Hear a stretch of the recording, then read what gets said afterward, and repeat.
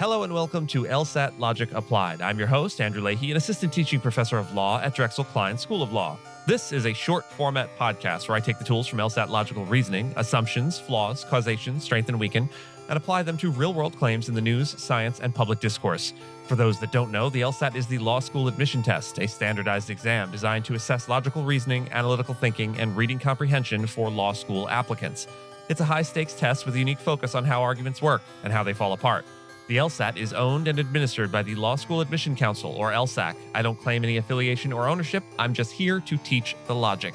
You don't need to be studying for the LSAT to follow along. The point is to learn how to spot weak or incomplete reasoning in everyday life, the same kind of reasoning the LSAT trains you to attack under time pressure. Today's episode looks at a claim circulating in public debate about a very common medication, Tylenol. We're not evaluating whether the medication is safe. We're evaluating how the argument linking it to autism is constructed. Here's the background. Acetaminophen, the drug sold under the brand name Tylenol, is one of the most widely used pain relievers in the world. For decades, it has also been considered the safest over-the-counter option for treating pain or fever during pregnancy. Because many other medications carry risks during pregnancy, doctors have often recommended acetaminophen as the preferred choice. But over the past several years, a number of observational studies have reported a statistical association between prenatal acetaminophen use and higher rates of neurodevelopmental conditions such as autism or ADHD. Those studies have attracted significant attention in both scientific and public debates. Recently, the issue resurfaced in political and media discussions, including statements suggesting that taking Tylenol during pregnancy could contribute to autism in children. That claim has had real effects. According to reporting from the Washington Post, some pregnant patients have begun avoiding acetaminophen entirely because of those concerns. At the same time, many medical organizations, including obstetric groups and pediatric researchers, say the existing evidence does not establish a causal relationship at all. Most of the studies involved are observational. They identify correlations in large population datasets, but they do not prove that acetaminophen itself causes developmental disorders. So let's step back and apply LSAT logic, because the key question here today is not whether autism rates have changed or whether medications should be studied carefully.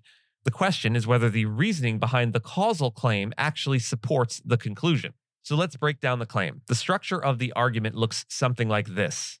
Researchers observe that some studies find higher rates of autism diagnoses among children whose mothers reported taking acetaminophen during pregnancy.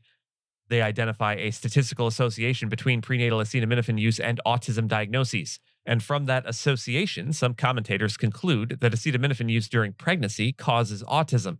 The implied concern is relatively straightforward. If a widely used medication contributes to autism risk, that would have enormous public health implications. At first glance, the argument sounds plausible.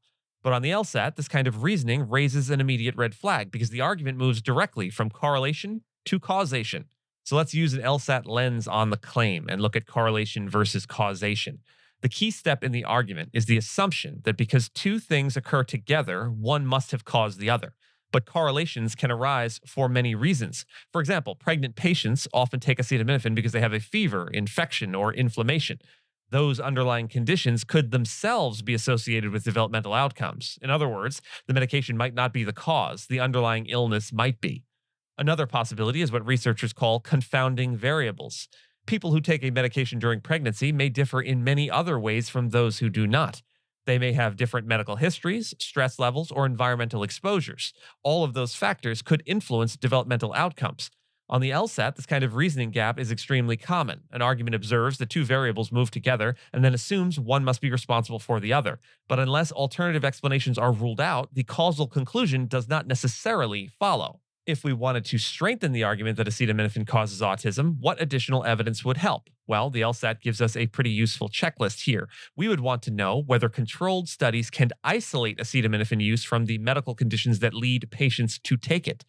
Whether the association persists after adjusting for other potential risk factors like infection, genetics, and environmental exposures, whether researchers can identify a biological mechanism that explains how acetaminophen would produce those developmental effects, and whether large, well-designed studies consistently find the same causal relationship. Evidence addressing those questions would make the argument much stronger. Without that evidence, the current claim relies heavily on statistical associations that could have multiple explanations. This episode isn't really about Tylenol. It's about how causal claims are made. When someone says that one thing causes another, the LSAT mindset immediately asks a few questions. First, is there evidence of a direct causal mechanism? Second, have alternative explanations been ruled out? And third, does the data show causation or just correlation? In many areas of science, especially public health, researchers rely on observational data. Those studies can identify patterns that are worth investigating, but identifying a pattern is not the same thing as proving a cause. Learning to distinguish between the two is exactly the kind of reasoning skill the LSAT is designed to test. With that, I thank you for listening to LSAT Logic Applied. If you enjoyed this breakdown, subscribe for more short episodes where we apply clean logic to messy, real-world claims. See you next time.